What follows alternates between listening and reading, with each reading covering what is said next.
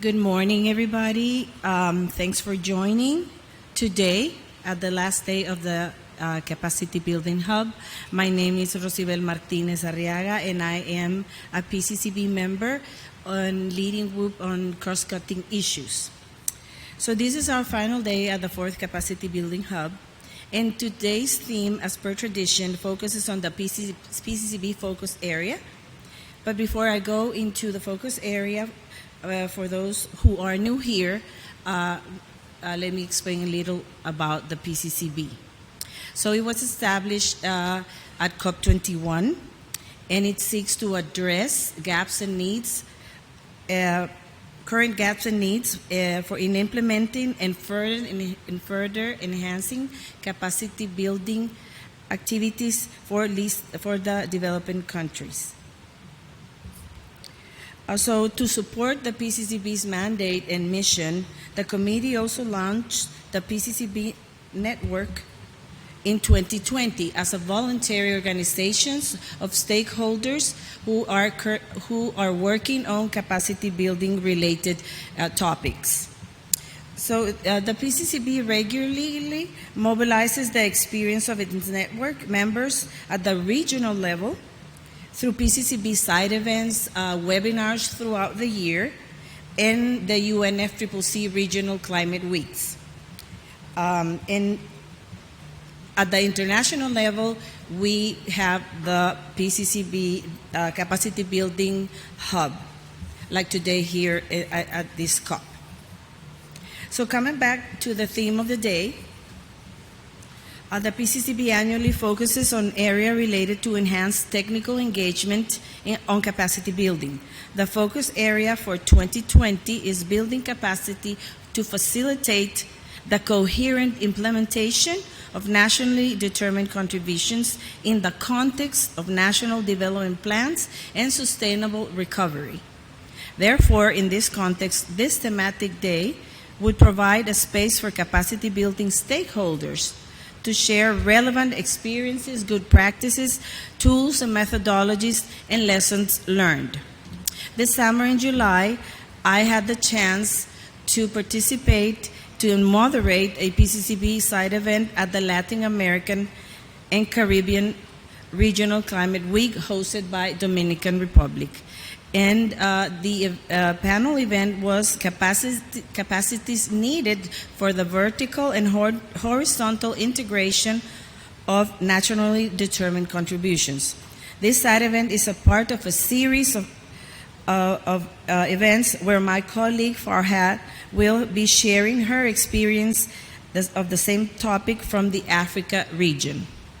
Today in this event, at the Hub, in collaboration with the NDC Partnership, we seek to create a space to wrap up the series through a national regional meetup where in 4 regional groups, Latin America and the Caribbean, Africa, Asia Pacific, and the Middle East and Northern Africa regions, we could explore capacity building needs and gaps with regards to the horizontal and vertical integration of national determined contributions.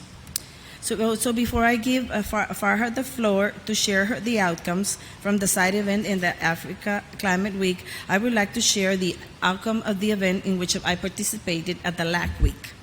Firstly, the NDC are key for countries to achieve their respective goals related to the Paris Agreement. In this context, speakers from the Ministry of Environment and Natural Resources of the Dominican Republic, the NDC Partnership, and WWF International came together to discuss their capacity building gaps and needs to enhance the implementation of NDCs in the Latin American and Caribbean region. Regional experts at this event highlighted the already successful capacity building measures for the implementation of their national adaptation plans, such as the Dominican Republic's efforts enhanced by its constitutional mandate to adapt to climate change. It's important to note that efforts to increase NDCs were made possible by mobilizing academia and teaching institutions for greater vertical integration. Another example presented was the Economic Advisory Initiative, which connects economic advisors at the ministerial level to integrate green aspects in their works. A key takeaway from this event is that countries should conduct an initial capacity assessment of existing capacity building gaps. This will allow them to address those gaps with a tailored analysis, which will lead to better results in the implementation of NDCs. It was also emphasized that the NDC implementation must be conducted through a system-wide approach. The panel's discussion also brought up the need for NDC integration in finance, budgeting, and development discussion, noting success stories such as Chile, Colombia, and Argentina. On the other hand, despite the readiness support for greening central banks initiative launched at COP26 to enable central banks to build capacities for climate-related financial risk adaptation, the NDC partnership still identified a general lack of capacities in central banks. Lastly, an example of the Dominican Republic's efforts highlighted that collaboration play a central role, particularly regarding South-South networks. This, along with the opportunities and initiatives which improve coordination and communication between donors and developing countries, ensuring that countries have the national capacity to coordinate climate actions on Article 6 or other areas. So I'd like to wrap up with this final note regarding regional events like these are so important because they emphasize the ongoing need for capacity building for knowledge sharing, awareness raising, enhancing transparency, and understanding the region's specific requirements for NDC implementation. If you want to learn more, feel free to go to the PCCB's webpage where recordings and outcomes from all PCCB side events are available. I would like now to invite Farhat to share her experiences, after which over to NDC Partnership to facilitate this session. Have a great day.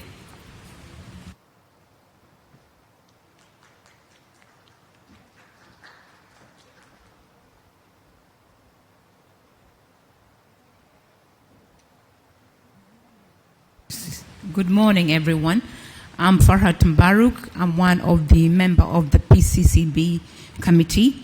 I'm here to present the outcome of the African Climate Week that was held in Gabon, August this year. It was a pleasure to run that side event on capacity needed for horizontal and vertical integration of NDC.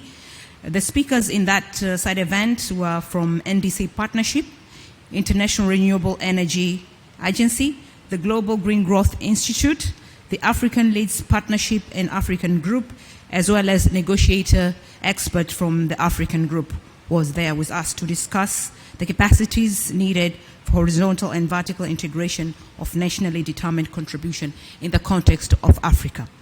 The event brought together a range of participants from government, non-government organization, private sector. The turn-up was very, very big, actually, and we're very pleased to have such a turn-up in that climate change week in Africa. The side event, of course, presented a success side stories in case of the Ugandan effort in capacity building through implementation of the nationally determined contribution, which focused on including the national budget, how the Eswati, that was the case study that was discussed there, how they include the implementation of NDCs in their national budget. The event also highlighted some of the challenges faced by the African states, such as limited access to information and resources, where organizations such as ARENA work towards renewable energy targets and implementing the NDC through fiscal mitigation. So we had a lot of challenges in these African countries. How do they implement their nationally determined contribution? But all in all, the key outcome of that event focused on importance of agriculture and smallholder farmers' involvement in implementing the nationally determined contribution in the context of African states. There are also attention paid to capacity building gaps and needs. For example, there was an interest in training and knowledge management, as well as language gaps, which limit sustainable long-term strategy and development. Another issue that was that came out from that side event was agriculture, as I mentioned earlier, especially smallholder farmers. They wanted to be very much involved and very much, they needed help in building capacity in African states. Likewise, mainstreaming cross-cutting issues such as gender and youth. As we know, gender and climate change, if you look at it now, they're a bit left behind, but there was an interest of them being involved in implementation of nationally determined contribution. So most of the speakers presented that youth engagement in decision making at the international level, as well as including gender as a focal point in NDC policies, is very vital. Another attention that was brought in this side event was capacity needs and gaps of civil society to ensure governments are held accountable in terms of reaching the NDC targets. The horizontal and vertical integration of NDC is so important for countries to reach their goals for the Paris Agreement, and they offer an incredible opportunity for the transformation and more coherent in climate policy. So all in all, that was what came out through that Climate Change Week in Gabon. With that, if you need more information, we can get them through our website, the PPCB webpage, for more information on Climate Change Week for African region. With that few remarks, I would like to stop here. If there's any question, we'll be happy to respond. Thank you very much.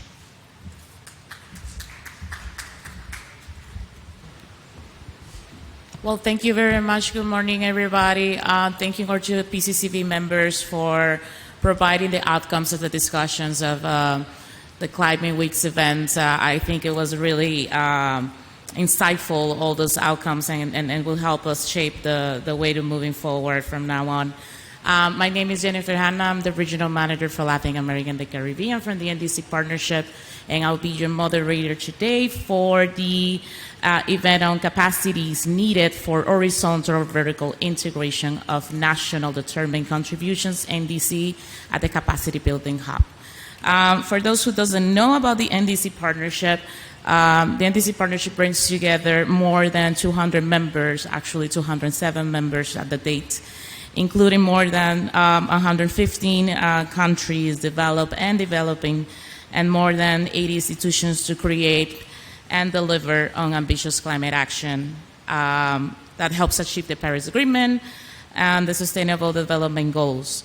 Governments identify their NDCs, as you know, implementations priorities, and the type of actionable policies and programs. And based on those requests, the NDC Partnership serves as a platform to bring together those implementing partners, those technical assistance, and those funds to help them, to help the countries achieve their NDCs implementations in the future. So to get the event going, I would just like to briefly highlight what is the objective of the Regional Meetup. So today what we seek is a couple of very important setups for the discussions in the panel. So the Regional Meetup seeks to highlight the role of capacity building and the capacities need in the region for horizontal policy coherence through the integration of NDCs in an alignment of climate and development agendas.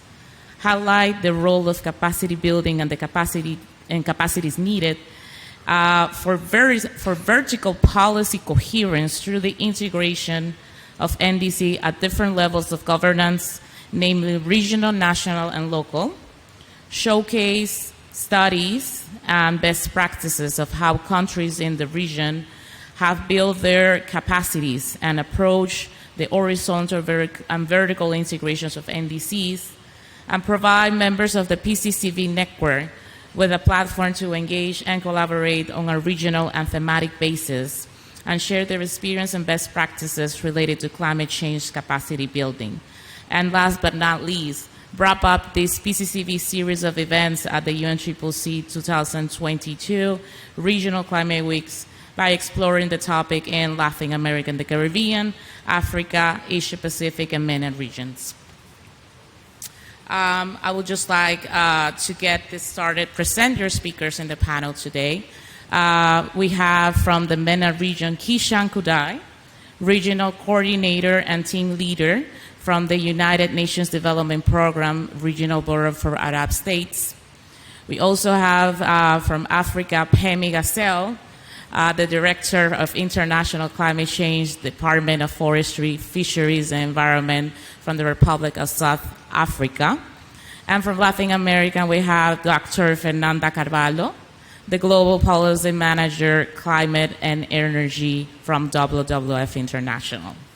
We have a really good set of panelists today, so I just want to go start with Kishan, and it's the same question for all of you three. What is the status quo of horizontal and vertical integrations of NDCs in the region, and the role of capacity building in this context? Please, Kishan, you have the floor. Thanks so much. Pleasure to be here, and thanks for convening this important discussion. Well, I mean, for UNDP in the MENA region, the Middle East North Africa region, capacity development for developing and enhancing the NDCs has been a major priority the last couple of years. So across the region, we've had country grants for many of the countries in the region for enhancing the NDCs, specifically in a way that addresses these horizontal and vertical issues. So, for example, when it comes to the horizontal issues, a specific focus has been on convening country dialogues, local dialogues, cross-ministry dialogues, to address those cross-sectoral issues across various aspects of the development agenda. So to not have it be just a purely environmental discussion among the climate specialists and the environment ministries and that kind of cluster, but to really engage across the board. In some countries, that has involved actually engagement at the head of state level, the prime minister office, even at the national committees, for example, that involve several ministries across national committees. So a couple of specific examples on the horizontal integration front, very specific to the Middle East North Africa region, through our support for NDC enhancement. Specifically in countries where we've supported, such as in Lebanon, Iraq, Sudan, and Somalia, the NDC enhancement process, trying to develop capacities and work with the countries to make the connections between climate action, the vision set in NDCs for raising ambition on climate action, to specific issues of fragility and crisis. So taking climate action in a crisis context, in a context with a heavy displacement, local conflict, and various other forms of multidimensional crisis that has emerged the last couple of years, of course, and how to place more ambitious climate action and climate measures on mitigation and adaptation to make the synergy then with national crisis response plans, crisis response policies in these kind of tough settings in the Middle East North Africa region where there's been a multidimensional crises. So I think that's one of the key lessons. That was also a key focus for the MENA Climate Week that we partnered with FCC earlier this year. The first MENA Climate Week that came out as a strong topic is really making that connection between climate action and issues of fragility and crisis. On the vertical front, a very specific focus in many of the NDCs in the region is on highlighting measures for local action, subnational action. So a major focus in the MENA region on municipal, city-based climate action. So you see a number of measures across the NDCs in the region that are specifically targeting things like low-carbon cities. So designated very specific activities, measures, initiatives that are targeted in NDCs at the municipal level, city action on both adaptation and mitigation, actually. On adaptation as well, very much focusing in on the most climate vulnerable communities within the countries. So not left at the generic national adaptation priorities, but really trying to look at the most vulnerable, those most at risk, for example, from climate displacement, water scarcity, and trying to identify measures within the NDC that can really benefit the most vulnerable in the country. So a big focus on community resilience in many of the NDCs through that process. A big focus on the gender nexus as well was a specific priority for UNDP support to the NDC enhancement process.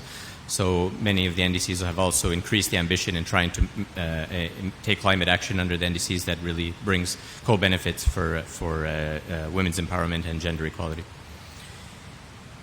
A kind of cross-cutting, I would say, their capacity need and focus in the process of enhancing the NDCs and now going towards implementation in particular is on climate finance. So a lot of capacity needs that have been identified in terms of expanding climate finance at the local level, at the country level actually. So across the MENA region, the NDCs cumulatively foresee a need of about $600 billion of new climate finance to achieve the goals in the NDCs across the MENA region on the road to 2030. And achieving this specific capacities, for example, on the policy front, putting in place new policies that can de-risk greater climate finance flows to achieve this goal. In Morocco, for example, through the NDC enhancement process, their part of the process of capacity development resulted in new legislation, climate legislation, that would actually advance that goal of even more ambitious climate action to implement the NDC. Through the NDC capacity development activities in Lebanon, the establishment, in addition to the NDC enhancement itself, but support for establishment of a new low-carbon investment fund for Lebanon to actually serve as a platform, a base, a facility for this kind of scaled-up finance, so creating new institutional mechanisms, new finance instruments, as well as in Sudan, linked to a solar fund, national solar fund, to actually take action on the NDC. So some good examples actually in the MENA region actually in terms of combining the policy support for integrated solutions within the NDCs, but then also setting the base for the scaled-up action to achieve that NDC implementation agenda in coming years. Thanks. Thank you so much, Kishan. This is very helpful to understand what is happening in the region and how is the challenges are moving forward and what will be needed in order to overcome the challenges. Now I will want to go with Pemi. Pemi, can you please share what is the status quo in the region in Africa? Thank you. Thank you very much, and good morning to everyone. I think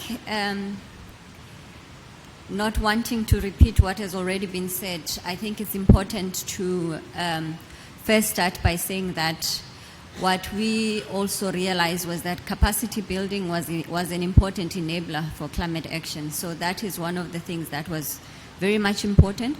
And secondly, that not everyone is at the same level of development. So that also applies to the different capacities that are needed. Another thing is that we've also realized that there is a challenge in terms of what are the capacity that are needed if we don't know our capacity building needs. And I think that is one of the things that we also found to be very important, that it is difficult to say that these are the capacity that we need when we don't know what our capacity needs are. So that's one of the things that was also established, especially from all different African countries, and in my country in particular, South Africa. And maybe just to speak about the issue of capacity needed for the horizontal and vertical integration of the NDC. This arises mainly from the lack of the will to create and pursue a narrative for development, which requires commitment for long-term vision. That was one of the things. And lack of strong institutions that are essential for problem solving and translating visions and agendas into action for development of the people. Lack of resources needed in the form of financial and technical, as well as human and political resources. That was also some of the things that was causing the capacity needed for horizontal and vertical integration of NDC. The lack of, insufficient funds and access to opportunities for independent, fit-for-purpose capacity building in more sustainable manner. Because we found that most of the capacities that are provided, they are done in a haphazard way, or rather fragmented, and therefore that also causes a problem, because you see with the NDC integration, some of the countries had consultant coming in to do the actual NDC, and that in itself is a problem, because when the consultant leaves, the capacity is not left in the institutions. And then capacity that was caused from lack of institutional capacity in research and systematic observation, gathering spatial data, and generating downscale climate model and scenario to foster informed local planning and decision making. I think my previous colleague also mentioned that the difficulty between the subnationals, the local government, as well as the national talking to each other, that also has been a problem, because you find that there is not that much of integration or communication between different levels of government, and that is in itself becomes a problem in terms of the implementation, given that most of the capacities that societies have, they are with the civil societies and the academia. So if there is no communication, or at least stakeholder consultation or collaboration, then that also becomes a challenge in terms of how different capacities talk to each other. Now, from the case of South Africa, what we did in terms of stakeholder involvement, as I said, that understanding capacity building challenges often requires coordination, collaboration, and communication across multi-sector and organizational boundaries. In South Africa, we encourage broad stakeholder buy-in through its participatory process.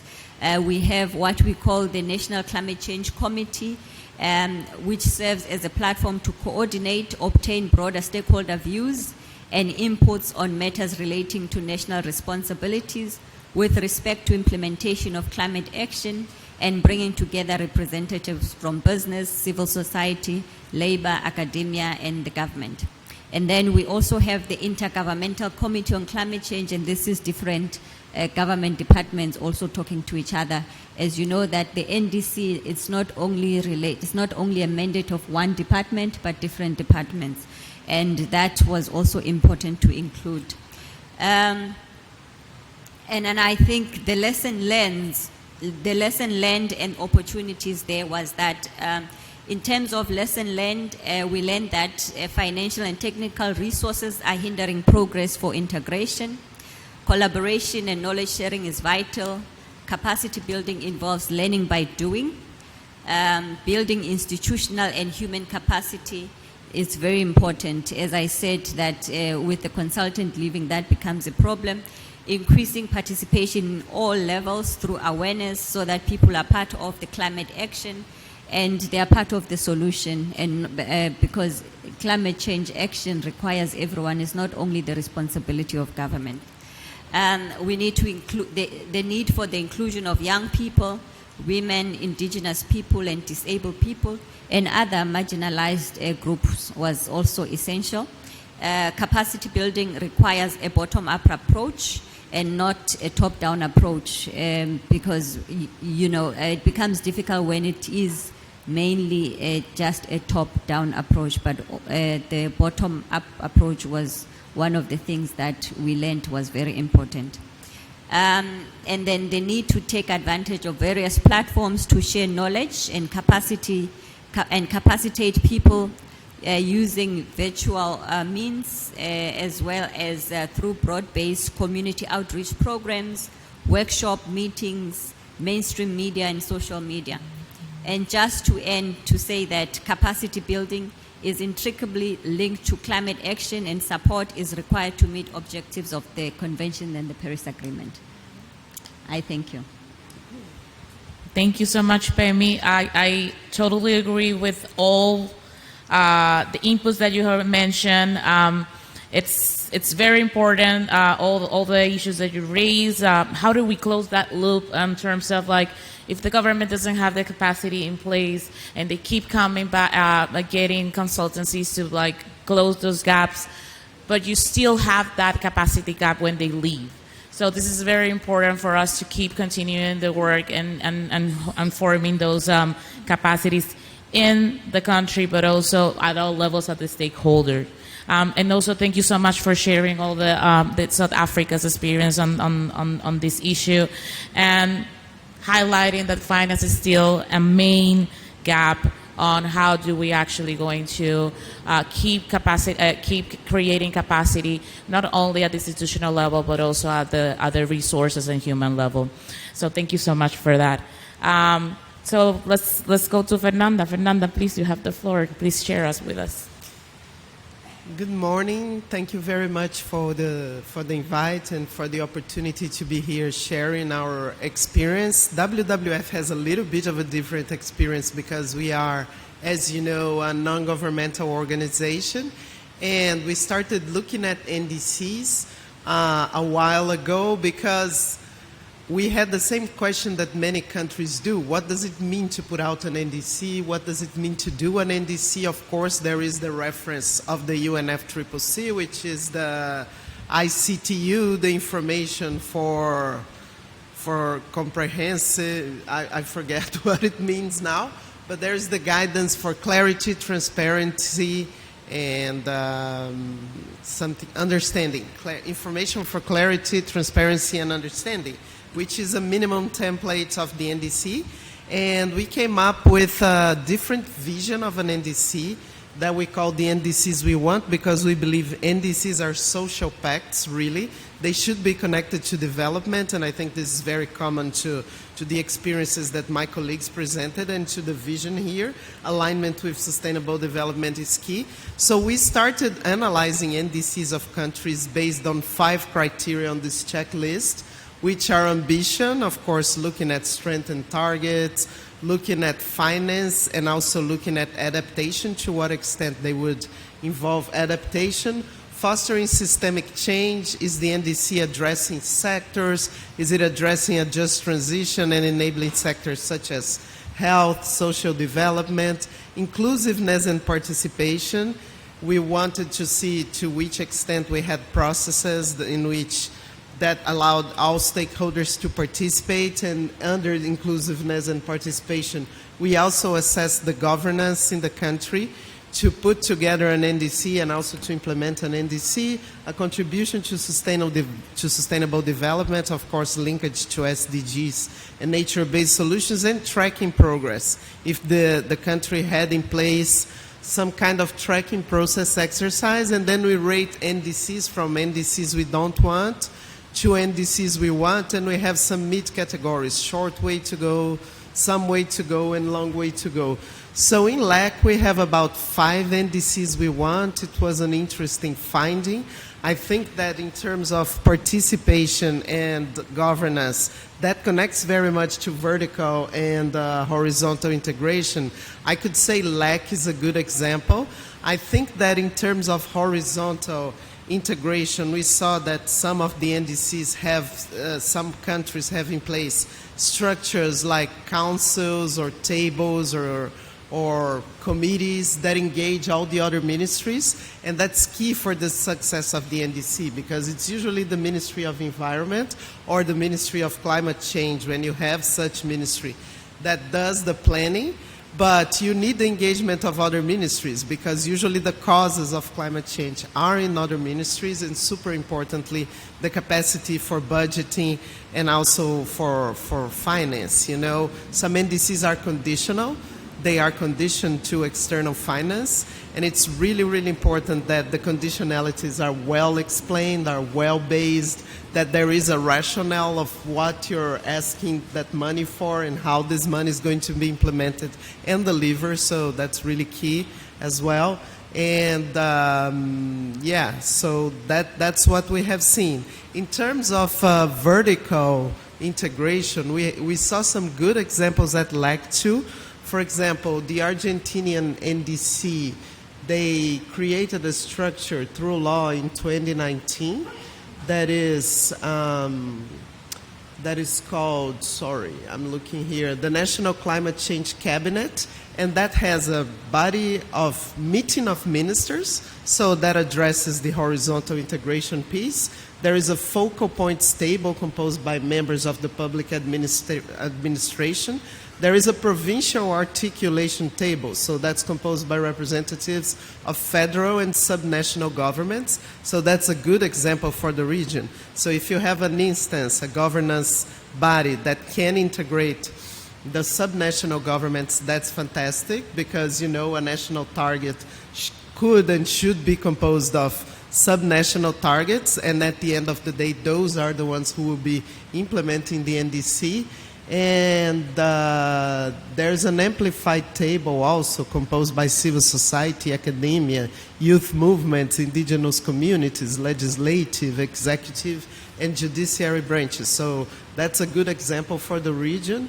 And we did a study at the occasion of the Climate Week to look at the NDCs of LAC. We also did for the Africa region and for the MENA region with the information that we had from our analysis of NDCs. And in the case of the LAC region, we saw that all NDCs presented, except for the Brazilian one and the Cuba one, they all had such kind of participatory process or participatory governance. That's a pretty good result. I think in the case of Brazil, it's a bit sad because that's where I'm based, and I can say we have a tradition of consultation and participation that may be because of the current government that's about to end. At that time, we didn't have such a process, but such processes are key because the NDC is only as good as society is able to implement that. So I think this is very, very important. I would like to present another example, that is the example of Colombia. Colombia had a very interesting process of information and sharing information and collecting inputs from indigenous peoples and local communities in Colombia. That's very, very important too. It's not unique of LAC, but it's a big feature of LAC. We know that in Africa that's also a very serious and important issue, but Colombia did a very interesting process with TV ads, with specific materials to allow those communities to participate in the design of the NDC. So I think this kind of initiative and this kind of initiative and process is much needed because that's how you connect the NDC to development. Something that was said here too by my colleague. She mentioned that, you know, there's a need for a narrative development and also a long-term vision. And I think that's super important because that's how you connect the NDC to the long term, because of course NDCs, they have a 5-year cycle, and governments, the majority of them have 4-year cycles, and it's really, really a challenge to make the NDC a government initiative or a government commitment that goes beyond a specific government. So I think the more we can connect the NDCs with long-term strategies and with a long-term vision and perspective, the better. I think this problem with consultants and the capacity not being left in institutions is also not unique to Africa. It's a problem that, you know, the whole of the world has. But I think that capacities are also being developed in governments from participating in this process in different capacities over the years, and I think that's something that countries should take into account and care about, because this is really important. Capacities need to be developed because we will be updating NDCs to comply with the Paris Agreement ambition cycle. And I think a bottom-up approach is key. I mean, there's no way an NDC is going to work from a top-down approach, and I think that partnerships for capacity building or capacity enhancement or for developing NDCs also yield good results. We saw the NDC from Ecuador. It's not considered an enhanced NDC because they adhered to the Paris Agreement later, but they presented an NDC in 2019 that is pretty good, and they had a partnership with UNDP, UNEP, and others, international cooperation, so they address those cross-cutting issues that my other colleague from MENA mentioned of gender very adequately. and youth. So those are all examples that I think are worth mentioning and multiplying. I think capacity building could also have a role in an exchange of experiences between countries, because the more I talk about NDCs and the more I participate in events like this, I see that we have common challenges, and there are lessons out there that could be supporting other countries to address those challenges. So I think the work of the NDC partnership is key, and WWF is a member of the NDC partnership. And we also want now to see what the NDCs we want phase 2 could be.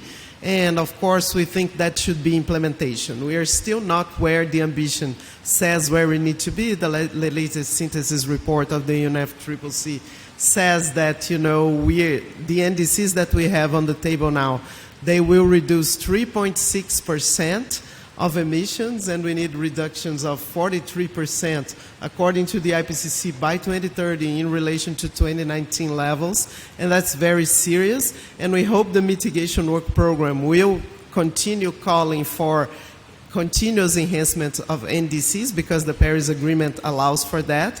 But we know that those continuous enhancements are not an open process of NDCs to completely do a new NDC, because this is complicated, this takes time.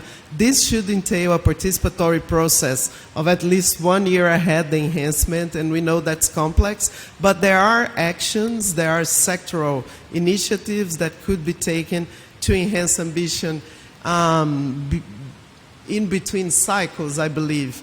And I believe it's very important that we continue thinking about NDCs and sharing experiences, because that's the way to empower countries and to keep building their capacity to come up with better NDCs each time. Thank you very much.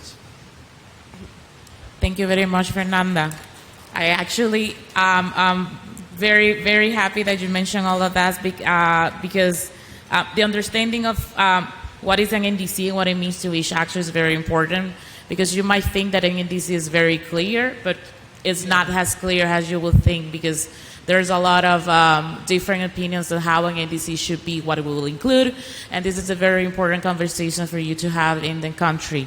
And the highlighting of course, the integration of other ministries besides environment is a key to successful implementation, not only at the term of NDC, but any kind of capacity building in any topic from climate action. But also highlighting the importance of a long-term vision, the narrative of a long-term vision in order to secure sustainability and the actions implemented. Those are very key notes to have in consideration of moving forward. And thank you so much on congratulating and highlighting the importance of the NDC partnership, because this is exactly what the NDC partnership is. Getting together all institutions, all members from countries and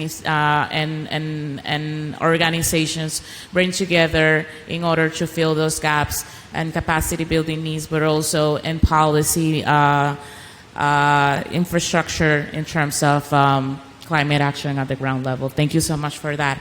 Now I would just like to open the floor to the audience. If there's anybody who would like to share experience from the Asian Pacific region, I think will not be complete, this panel, if there's if we cannot have the region from Asia Pacific bring their experience to the floor. So please, anybody from the audience. Yes. Good. Over here. Thank you so much. Name and please do share.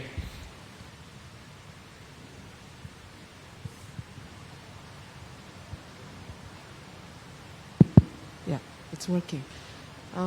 Thank you, Jennifer. Thank you all the amazing panelists for this important discussion. My name is Kunzang and I'm from Bhutan. I'm really grateful for this opportunity to share some of the capacity building needs and challenges. I'm going to open my phone. I'm going to keep my masks on because my nose somehow doesn't like the air conditioner. It just keeps sneezing, so excuse me for that. Of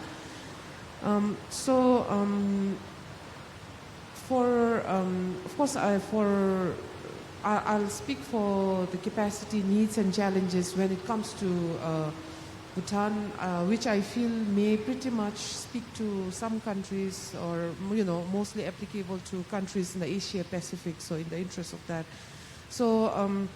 the capacity needs and challenges, especially for the NDCs, as panelists mentioned, it's really important, but at the same time very challenging as well. Since NDC involves various stakeholders, the participation and needs, especially capacity building of the stakeholder to get involved from the local to national, regional, it's very important but difficult.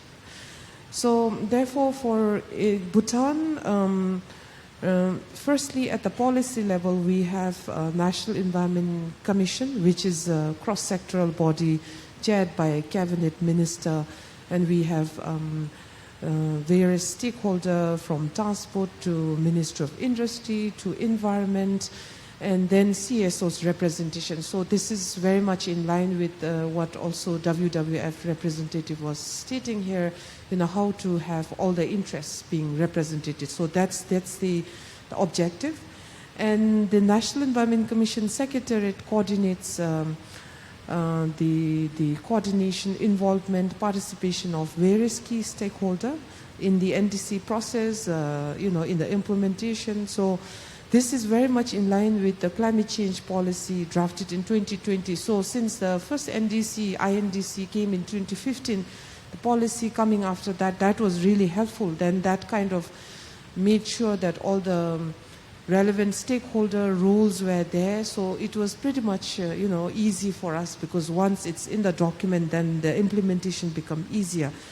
So the coordination is at various level again, and it's a continuous process. And one of the challenges, which is biggest challenge, is that not everyone has same level of capacity building and the understanding. As Africa, South Africa experience, Peme was mentioning. So some of the challenges, if I can highlight, is not having enough data, information is the underlying issue that we have, because in order for us to understand what are the needs, firstly you have to understand problem. And in order for you to determine the problem, then you have to have information and data. So that's really underlying issue. And then the constraint of when it comes to funding and technical resources is really, of course, a big challenge in order to ensure that different level of adequate participation and involvement of the stakeholder cannot be ensured. And for us, from our experience, capacity building has mostly been project-based and also ad hoc. We've been emphasizing so much on national ownership, institutionalizing of capacity, but mostly that has not been happening. It has been mostly project-based, and once the project stops, then capacity building also kind of stops there. So that is really a huge challenge, and I fully agree with also South Africa. Peme capacity kind of comes with international consultant and goes back with that, and not so much being institutionalized at the national level. So the lesson learned is, of course, the capacity building is continuous. It has to be at different, various level, from local to regional to national. Mostly the coordination, workshop, whatever happens at the national level, and we really don't have key local representation. So how to have that connection, both horizontally as well as vertically, is really a key issue that we are grappling with. And project-based capacity building is not sustainable at all. And when it comes to capacity building, outreach and awareness is a key. And we cannot also have one-size-fit outreach or awareness mechanism, different level. How you reach to local level is totally different from how you reach at the national level. So social media, even for Bhutan, even the radio, plays a very, very important role. Maybe it sounds quite outdated, but it is still relevant. So we have to have that the different good mix of how we reach out to the stakeholders. So this is what I have from Bhutan. Thank you very much, Madam Moderator. Thank you so much, Kusan. Thank you so much for sharing those experiences from the Asian Pacific region. Very important, the highlighting the importance of having information and data available. This is key for any implementation or design or decision making at the moment. Not only for capacity building, but also for any of the climate measures that you need to take on the ground, right? And of course, the importance of having coordinated action and collaboration, as well as representative at all levels, that being more like a champion and a supervisor in every single activity that they do. And this is key for securing the sustainability of the efforts. And this is something that not only the Asian Pacific region is fighting with and having challenges for, but I think it's something that it's a key element comparable to all the regions in the world. So let's keep doing that. Thank you so much. I just want to go back to the panelists for final consideration. So we heard a lot around their inputs in terms of what is the status quo in terms of the capacity building gaps and needs.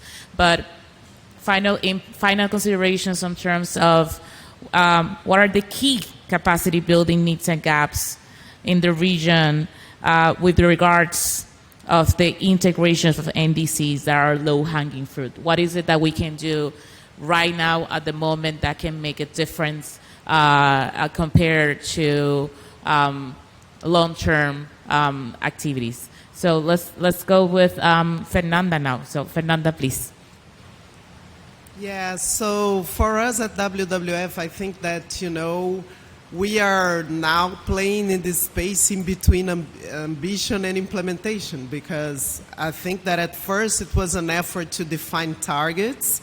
Of course, that requires data, as you mentioned, that requires participation, that requires knowledge, capacity, be it consultants or the capacity of people who are developing an NDC.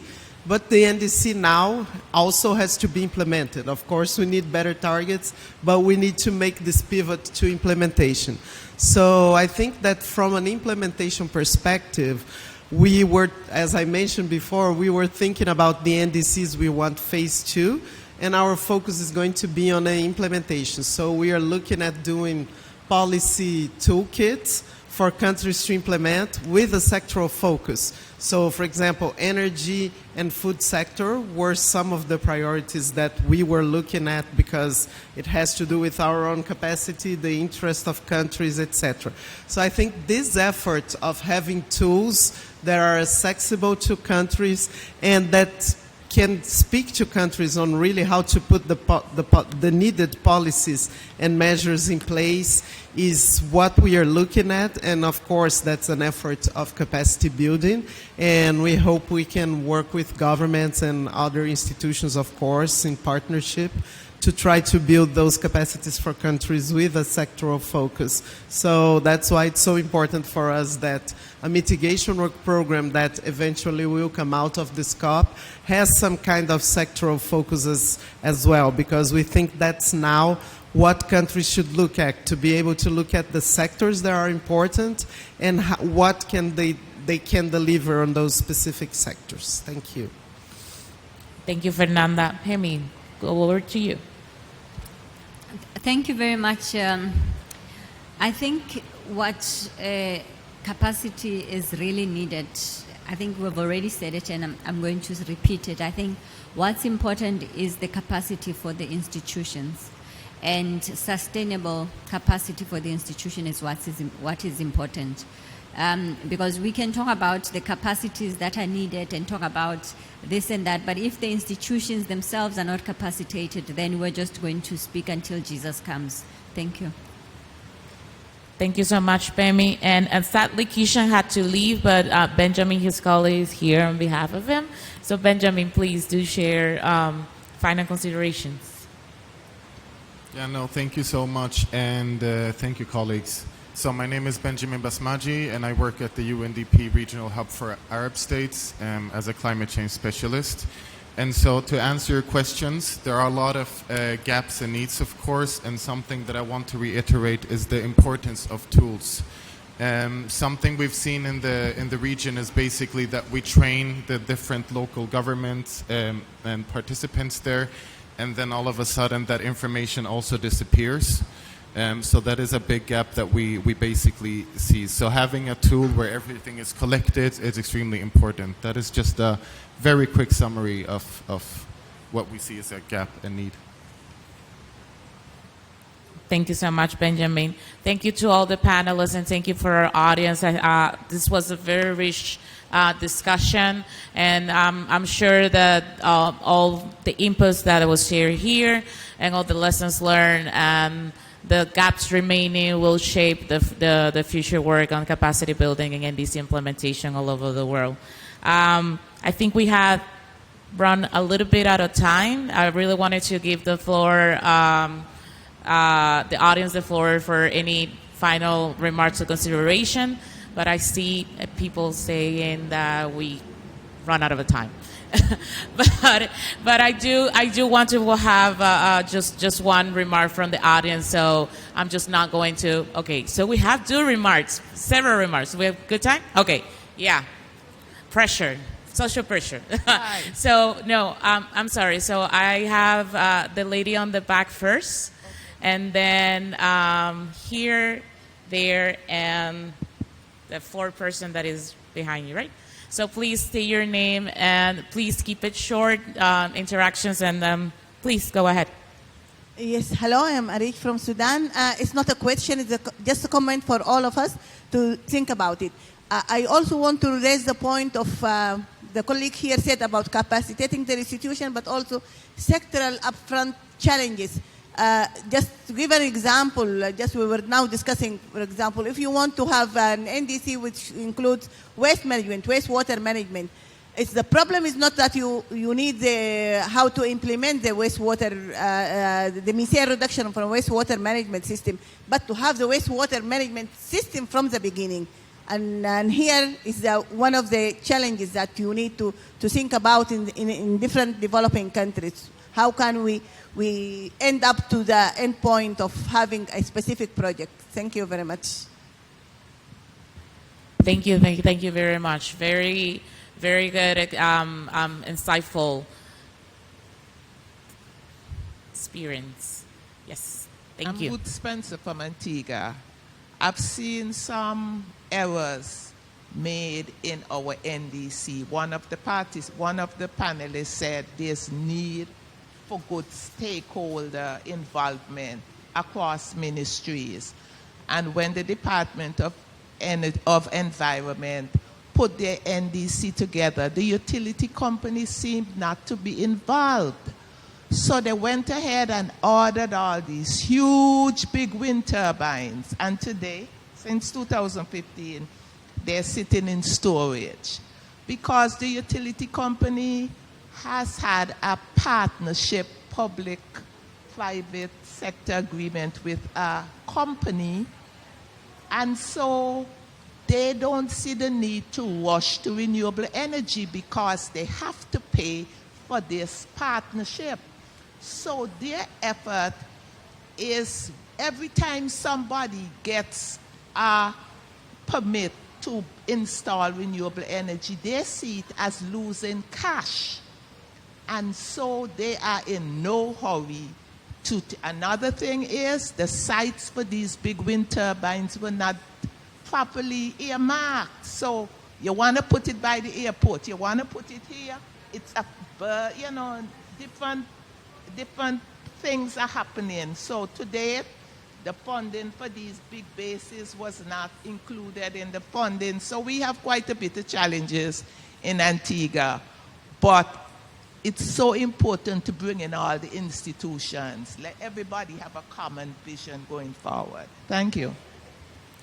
Thank you so much. Really, really good to hear about the experience of Antigua and the challenges as well. Thank you so much. Thank you so much. I'm going to make mine short and sweet. My name is Imali Ngusale, and I'm from Kenya. I was just wondering what would be the proposed lifespan for NDCs. I had the privilege of reviewing 5 NDCs in Africa, and I wasn't able to really review. I was not able to see some of the statistics that include young people's needs. And then the other thing was, just from the discussion, I noticed that it's more or less like an exclusive agenda, particularly because the reviews that are done periodically, and not many people are aware of the dates in advance. So by the time they are presented or reviewed by UNFCCC, we're not very clear on the agendas that are there, whether they are actually current or things that were reviewed 5 years ago. Thank you. Thank you so much. 2 very important questions. And I think this is the central point of this conversation and what we're actually doing here at COP, right? So I just want to give the floor back to the panelists to see if there's any reactions, any answers to that question. Yes, Fernanda. No, it's not an answer. I just wanted to compliment that we heard some very concrete examples on waste management, Antigua, etc. And that's what happens when, there is no involvement. When we think of an NDC as just a political document that a government's doing to comply with an international requirement. So I think the more we can connect that to the decisions that are made on the ground that will define, investments and even the future of people, the better. Thank you so much. Yes, Pemi. Thank you very much. I think the one on the others were mainly comments, and I think the last one regarding the involvement of the youth. I think that's where more needs to be done. If it's something that we can say there's room for improvement in terms of how we involve the youth in the NDC implementations as well as consultation. And the other question on how earlier can we make the reports available? I think that's what you asked. And there I want to say the reports are made available. Maybe the issue is how it's communicated to the national governments. And that is something that, can be a responsibility also of the UNFCCC focal points in terms of what information is there so that societies are made aware of the information that is available. And maybe that also goes to the UNFCCC to say that the information must come out on time so that people have enough time to review them. Thank you. Thank you, Pemi. Benjamin, did you want to comment? Yes, please. Yes, I'll come in quickly on the last question regarding youth, and basically also to compliment my colleague, and thank you so much for that. So on youth, UNDP is working with the Climate Promise, where we basically work with 7 countries in the region to enhance the NDCs. And in this, in every implementation of the NDCs, we consult youths, mainly as 70% of youth in the Arab region sees climate change as an urgent emergency, actually. So we try to highlight that in all the implementations and enhancement of the NDCs. Perfect. Thank you so much, Benjamin. Again, a huge thanks to our panelists, and of course, a huge thanks to our audience, which is very active and involved in our discussion. And I think this is key. We're all in this together, and this is one of the ways that we are actually going to move forward on the implementation. So I just want to go and give back the floor to Rosibel Martinez from the PCCB for close this event. Thank you very much. Thank you, Jennifer, Dr. Cavado, Pemi, and Benjamin. As you saw, it was a very rich discussion. I think throughout the day, you'll have an opportunity. If you want to stay, you can see the program. We're having integrating indigenous peoples in the NDC through capacity development, and other and gender throughout the day. So for this time being, we close the event. It was a rich, full discussion. I congratulate you on, and we see you for the next panel. Thank you.